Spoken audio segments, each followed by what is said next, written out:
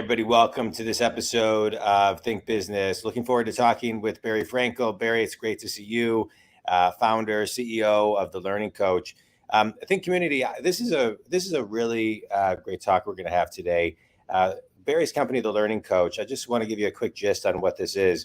It aims to meet students' needs and interests through flexible and intentional planning, communication, and implementation. Barrie uses various strategies, and her ultimate goal is for every student, really every learner, to succeed and prepare to move on to the next goal.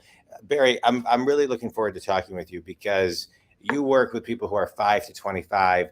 I'm going to be 50 on May 15th. And one of the things that I have always, I shouldn't say always, but what I started to realize in my mid-20s is to figure out how I learn.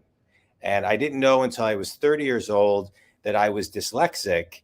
And sometimes I don't know where my parents were kind of, getting me tested. I never really felt like I had the tools to learn scholastically. And I always had to kind of figure that out for myself. Through high school, through college, I knew I didn't learn like how they were teaching. And then when I was about 30 years old, I called my therapist and I said, I need a test because I need to figure out what's going on with my brain and how I learn.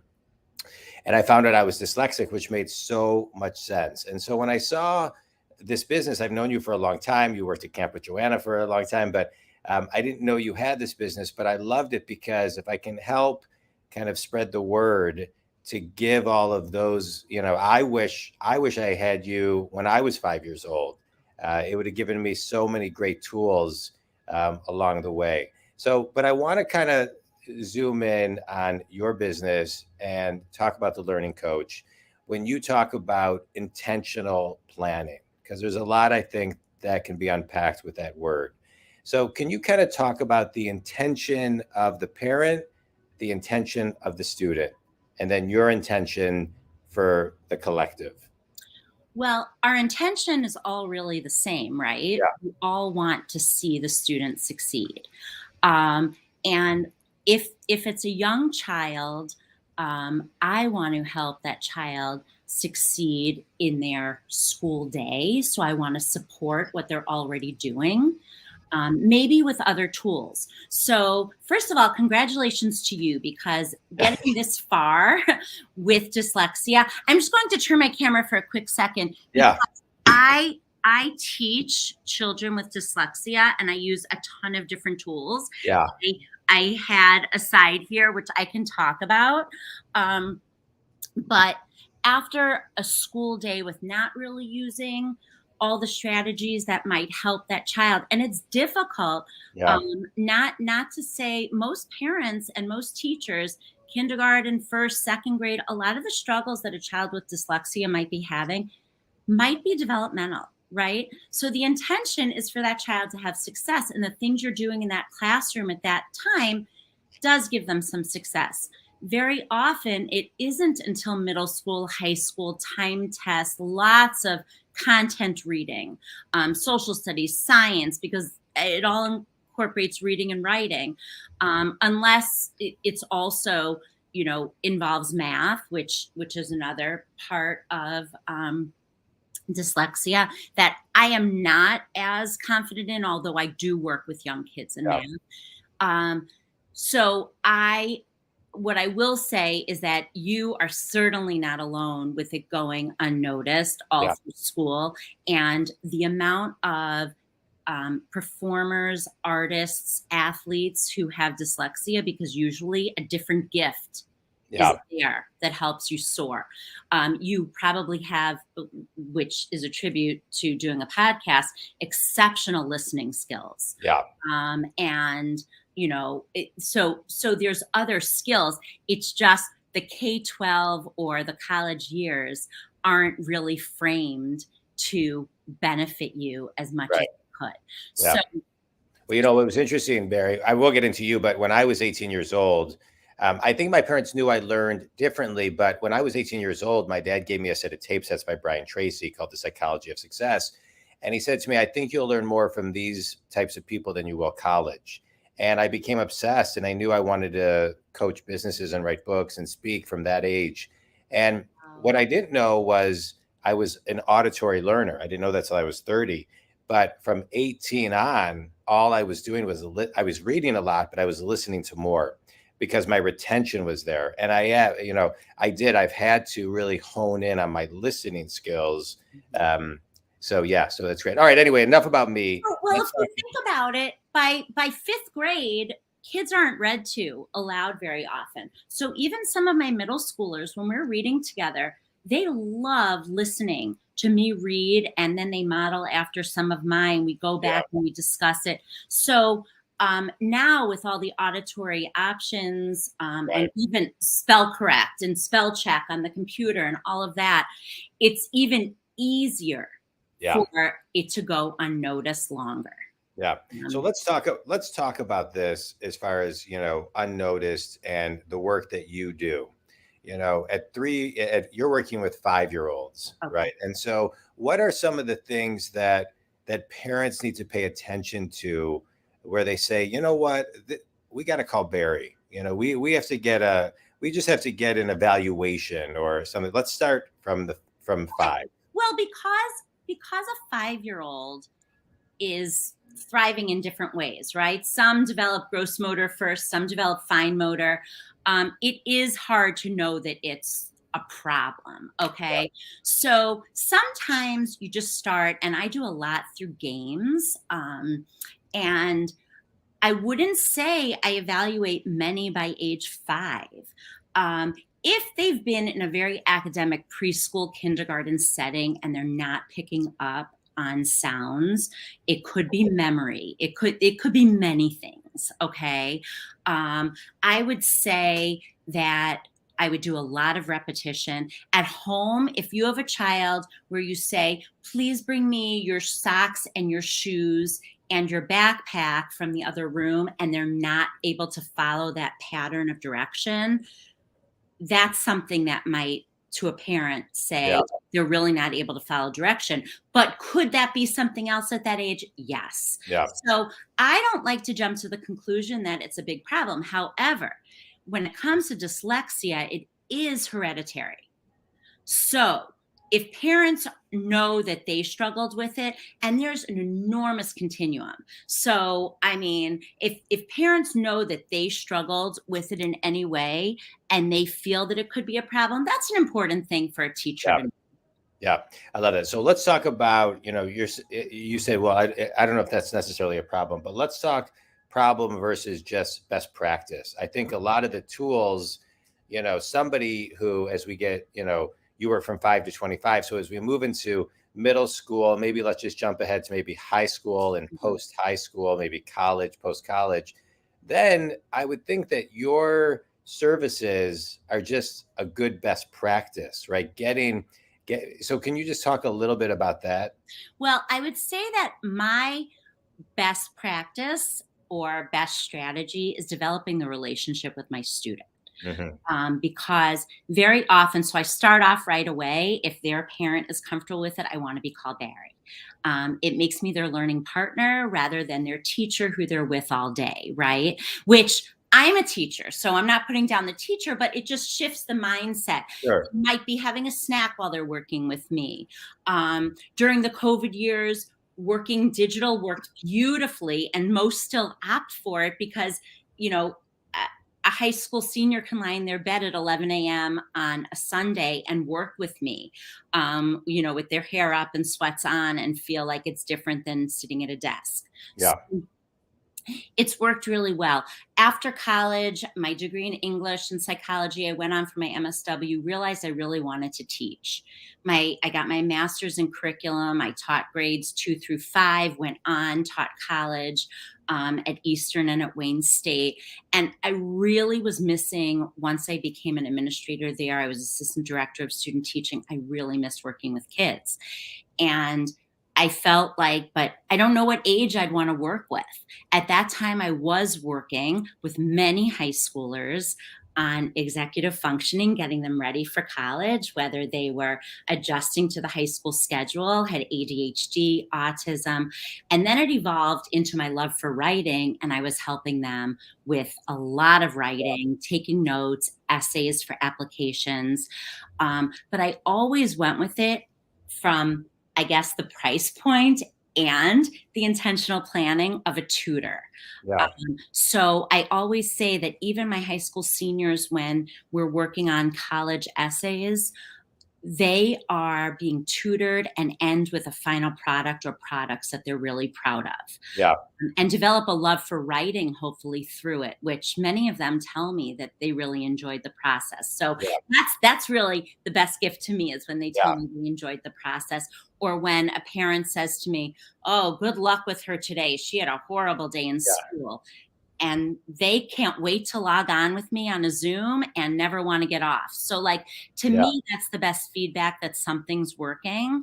And then I'm in touch with teachers at times, and they're giving me things that would really help the child in the classroom. So I'm open to a lot of different strategies, and my intentional planning is very individual, all the way to the point where I like to encourage an independence in my students, and I do everything based on packages.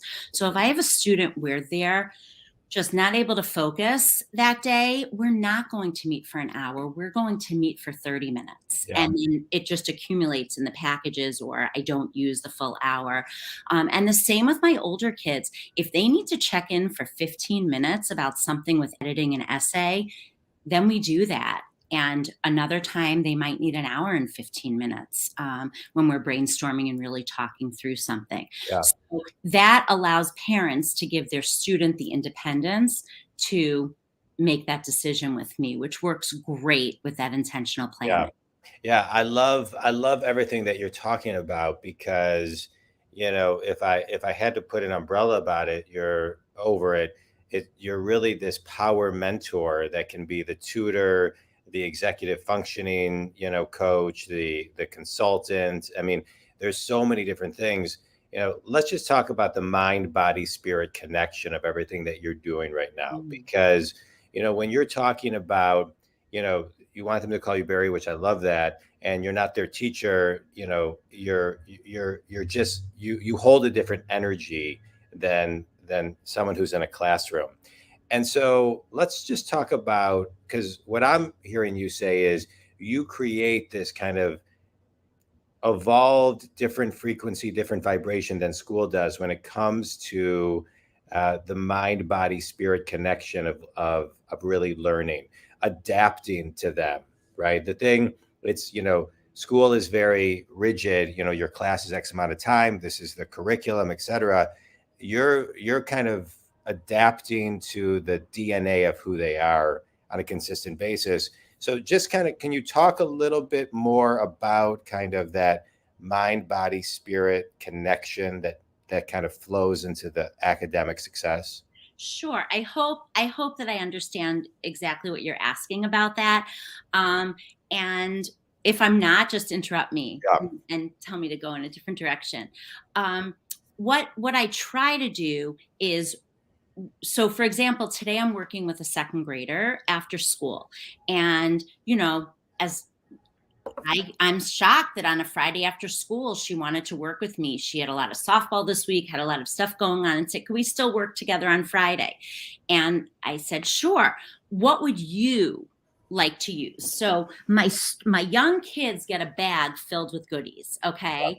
And those things range from a beach ball to sand to sprinkles to dice to games to cups, to bingo boards, all a variety of things. She told me today she wants to work with sand. So Yeah. it doesn't matter to me what tool I'm using. I know what I'm working with her on today with the sand, right? We're going to be working with a blending board and is this backwards for you? I can't, the OY sound. Yeah. So whether we're building the word toy, joy, boy, we're going to be working on that today.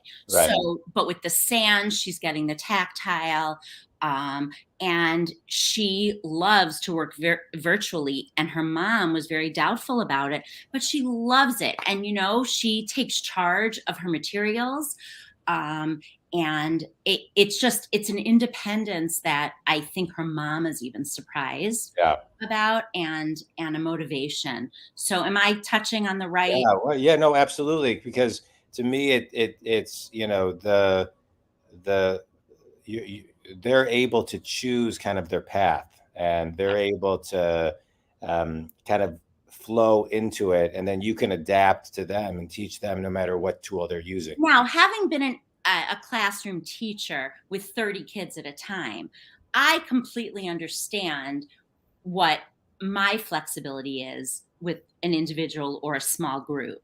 And I build upon that, right? Because some kids need that little bit of extra choice. Yeah. And so I'm able to do that. On the flip side, this weekend I'm working with a few soon to be high school seniors who are getting ready this summer to start applying to college. And I'm offering a special right now for May through July 1st for a brainstorm. And when I'm talking about the mind, body, spirit, many of my students during that brainstorm say, "Oh my gosh, I feel like I just like left a therapist." We sort of do a journey through their life, and Sure. I weave threads that maybe are unique, or I really listen to things that they're excited to talk about, because then maybe that would be what they'd be really excited to write about. Yeah. And we go from there without even looking at essay prompts. It's just a very um, different way than they're used to Yeah. coming together with a writing piece. Yeah, creating a space for them to really tap into, a deeper level. I love it. And Barry, if some of my students don't like to actually write, they might tell me their story, and before they know it, I type their first paragraph. So when I'm talking about I don't do any of the work for them. But like I said, they call me Barrie, and I'm their partner, and yeah, that's might be something that a partner does when you're working as a team. yeah, I love it. I love it, Barry. All right, so wait, I want to talk about executive functioning work that you do, study skills and organizational habits. We are, you know, I think more or less coming out of still this COVID, working from home, kids were on Zoom. They didn't have to show their pictures. They were, in school, in bed. I mean, it was a crazy time that everybody had to adapt to. Right. But I think coming out of that, and you would know better than me, the study skills, the organizational habits, the anxiety, the executive functioning, to me is something that I think really needs to be front and center for a lot of these young adults today. And so, Well, what are you seeing, and how are you helping them? well, I I'll start with during the pandemic, with the students I was working with, all different ages. So I published a book about and it was illustrated by about 20 different kids from ages 5 to 15. Okay. Very cool. Um, and what that book, the theme was there were many lessons learned during COVID, although the traditional ones might Yeah, have fallen by the wayside, right? So the traditional ones that have fallen by the wayside might be attending, sitting at a desk, not being in the comforts of your home, not being with your parent all the time for a young child, right? All the various things. Kids did adjust in many really neat ways and learn some really neat lessons. Getting back to school and what you were saying, the structure of things is where a lot of parents have felt, especially the high school parent, have felt, oh my God, they started high school. Now they're in 11th grade. They right. were virtual. Now they're in 11th grade. They haven't been able to do this. They haven't done that. So many of my high school students, it is like a twice a week check-in, very often a 15-minute check-in. Yeah, And I mean, I rarely see that someone needs more than that. We might develop a long-term calendar for the month. We adjust it every week on Google Docs. Usually my high school and college students like working on Google Docs. And basically we're adjusting it, we're planning ahead, because that's what's really been lost, right? Planning ahead, because they were able to sit on their computer during class, and if they had math next, they were able to do their math homework because no one would know. No one would know. Yeah. So the planning ahead, that intentional planning on the student's part. So you need to catch up this weekend. When are you doing that? Yeah. And we literally set a timeline for that. And usually when I check in with them on the time we have planned Sunday night or Monday to get their week straight, they didn't even need me. Yeah. So, sometimes I feel it's overkill, but they're liking just that check-in Yeah. and that accountability. And last night, one of my students, she had so much homework, and none of it was like physics and geometry and things that like are not my strong suit. I helped her organize her night a little bit. And I said, let's get off and meet again on Sunday. I don't want to waste your time. You seem a little stressed. So that was that. And then Sunday, we're getting together to plan ahead the next month going into finals. I love what you're doing. I'm a business coach, and the way I work with clients typically, I mean, I do keynotes and group trainings and things of that nature, but my typical client we'll do a 1 to 3 hour deep dive, and then we do 15 minutes a week or 30 minutes every other week. And the reason is because the shelf life, begins to dissipate after a week or 2 weeks, depending on the person. And so I love your check-ins, because I think the check-ins are critical. And like you, I always tell my clients, I'm accessible anytime you need me. I return every call, text, email, same day. Yeah. And so it is, I think a lot of coaches kind of miss that piece of it, which is the shelf life of people, the accessibility that our clients need from us. I love what you're doing. Wait, I want to kind of, for those who are listening, I want to kind of just break down a quick kind of, gist of, if someone's child is 5 to 10, what's one reason they should call you? Okay. Very often after parent teacher conferences in the fall, your child's not at grade level. You might want to call. We can talk about it. We could see what I could do to support that. Right now, if your child's finishing the school year, someone might be calling me to put together some enrichment, maybe a book club for the summer. Last summer, after school for some kids, it's just too much after a whole day of school. Yeah. So if somebody's a little bit behind in reading level or something, they might want to work with me 3 times a week in the summer. And last summer, I did that with someone and got her up a grade and a half in her reading scores. Right. And I've been checking in with the mom, and it's remained at grade level for the year. And she may want to continue on this summer, but it's sort of nipped it in the bud.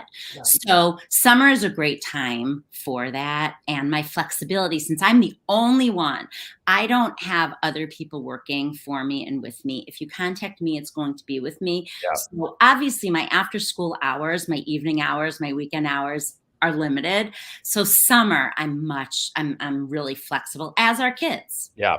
Yeah, I love it. Okay, so now that's 5 to 10. What about 10 through 15, 10 through maybe 13? Okay, so 10 through 13 is a ton of writing, math. So my certification, my legal, like state of Michigan certification, goes up through 8th grade. But I would not hire me to teach 8th grade math. Okay.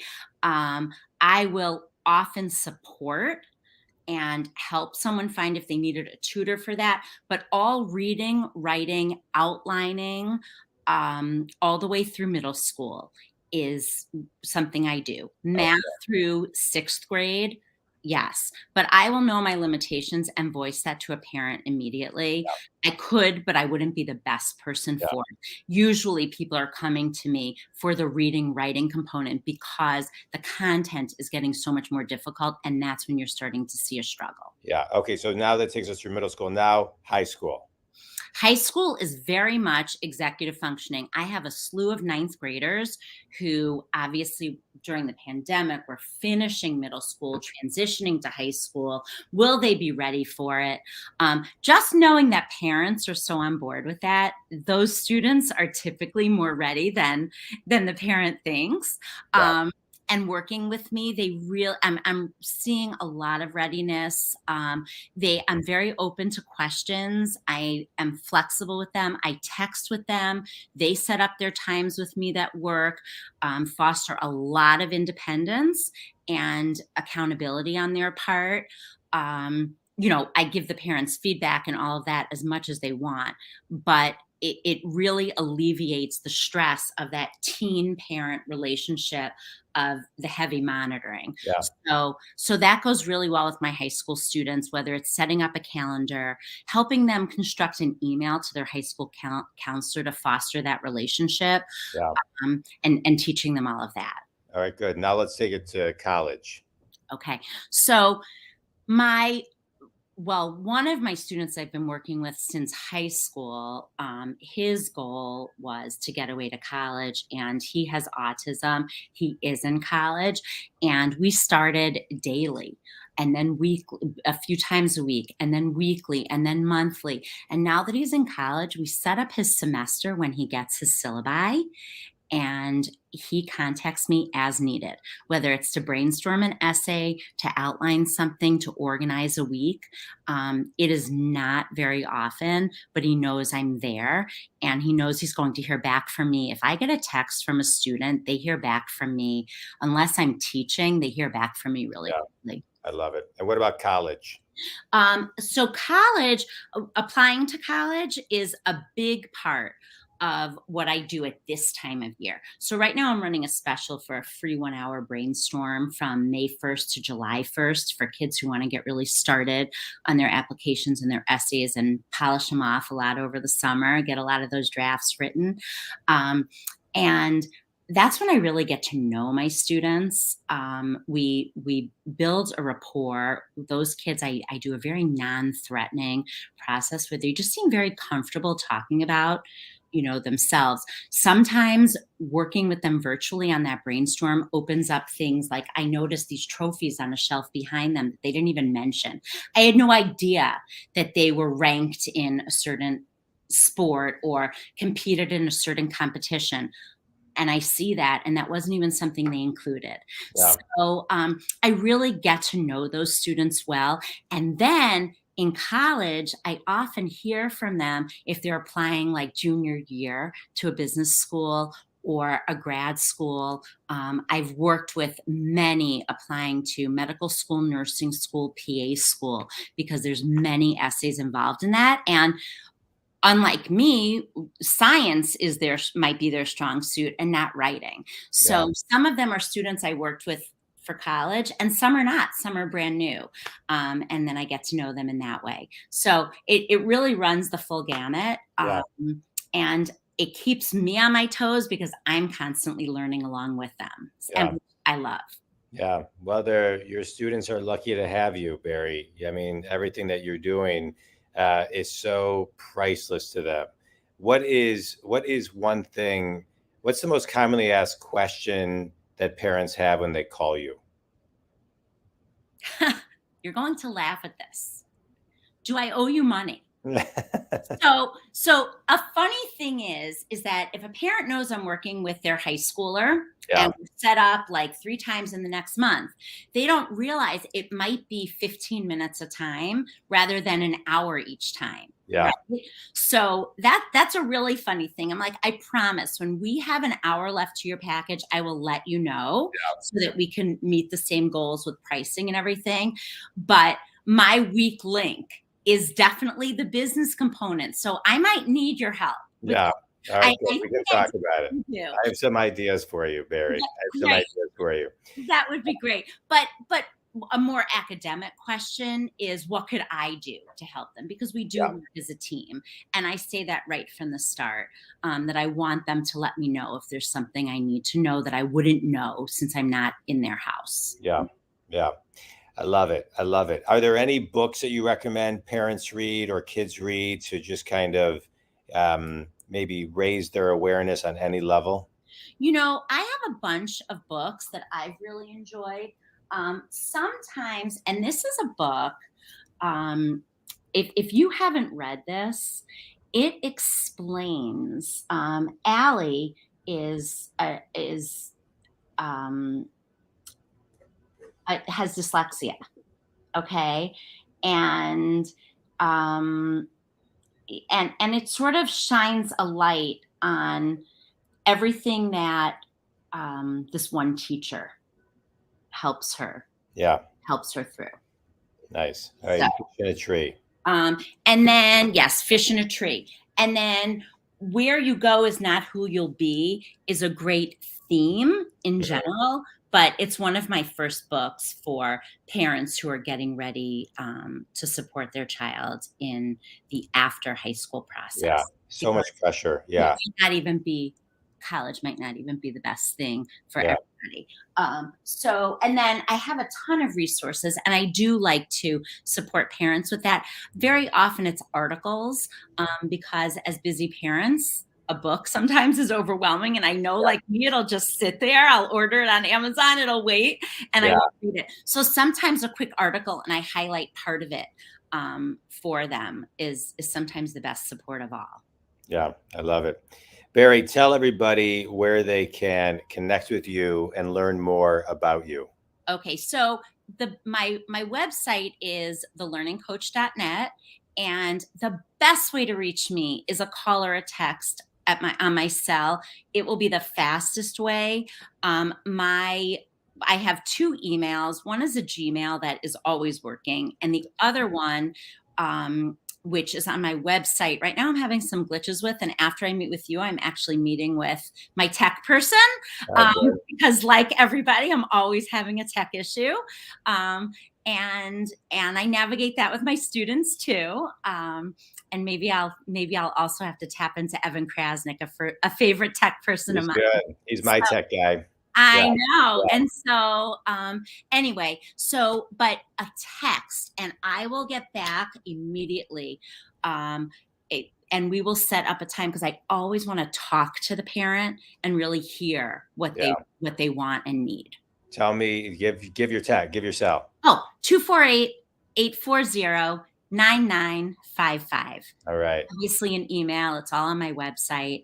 But I will get back to you much faster because of my teaching schedule. I'll always see a text before I see an email. Yeah. Barrie, this was great. I'm grateful for social media, for learning about your business. You serve 5 to 25-year-olds who, again, just recapping, who are really in need of the tutoring, consulting, but mostly, and as you put on your website, everything is done with TLC. You've got such a kind way about the way that you approach your business and your students. And I think it's great. I wish I had you as a resource. I'm going to be 50 May 15th. I wish I had it 45 years ago. Happy birthday. Welcome to the club. Thank you. I wish I had it 45 years ago. And I think what you're doing is just fantastic. You know And what? it's If great. you had it 45 years ago, you might have taken a whole different path. I know. No, I don't look back with any regret. And I embrace it. I learned how to learn differently, and I'm very happy with my path. Yeah, it's probably made you an awesome, patient parent too, because 87% of the time. most of us are like that. Yes, I've worked with a lot of kids, but my kids will tell you, Yeah. That's not what you would say to a student. Right, exactly. But I think what you're doing is amazing. Think community. It's so important to pay attention to not only ourselves and our businesses as we grow our own businesses, but it's also really important to pay attention to our kids and maybe where they need additional help. And whether it's a problem or just a best practice to help your child get ahead, get more organized, get more structure, I would at minimum maybe call Barrie Frankel from The Learning Coach. learningcoach.net, and give Barrie a call. Barrie, it's been a pleasure. It's funny, you know someone a long time, but then you really don't know certain pieces of their life. So it was great diving into this piece of your life. I've always been a fan of you and your whole family. So it's great to kind of hear more a little bit about your business. Give your cell phone one more time. 248-840-9955. Awesome. Oh, for the visuals. Oh, there we go. Okay. Perfect. Good. All right. Good. I like it. All right. Think community. Thank you, Barrie. I really appreciate your time and your insight and everything that you do. Thanks so much. Thanks so much, John. I appreciate the opportunity.